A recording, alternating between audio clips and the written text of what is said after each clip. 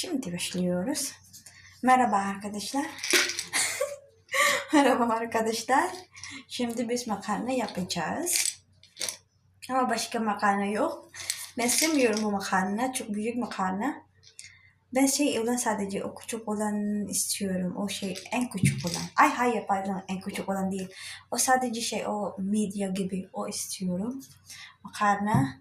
Ama çünkü biz o makarna yok evde. O yüzden bu kullanıyorum. Tamam mı? Ay pastilan, ben Türkçe bilmiyorum. Benim Türkçe çok bozuk. Maalesef öğrenmek istiyorum. Ama Türkçe dil çok zor.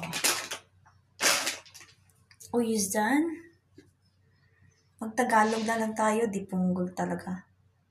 Ngayon mga guys, luluto tayo ng makarna.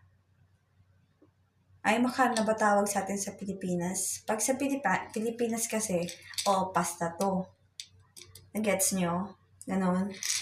Pero ayaw ko to kasi nga, yung makarnang to, sobrang malalaki siya and ayaw ko yung ganitong makarnang size. Gusto ko yung hindi naman sobrang maliit, pero yung maliit dito, di ba?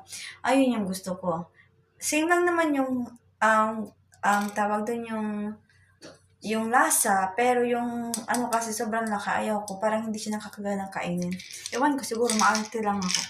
Ngayon, let's start cooking. First, I'm gonna boil water, of course. And then, hindi ko gagawin yung, ano ba tawag doon? Iano ko muna siya. Ay, di punggol. Pakahirap naman mag-explain. Di ba? Hindi ko siya paghahaluin. Nagets nyo? Di ba lulutuin ko yung meat. And then, I'm not gonna mix them. Parang, kung baga sa spaghetti, ikaw na mismo yung maglalagay ng sauce mo. Nagets nyo? That's what I'm trying to say. Oh yeah, we're done. Bye-bye.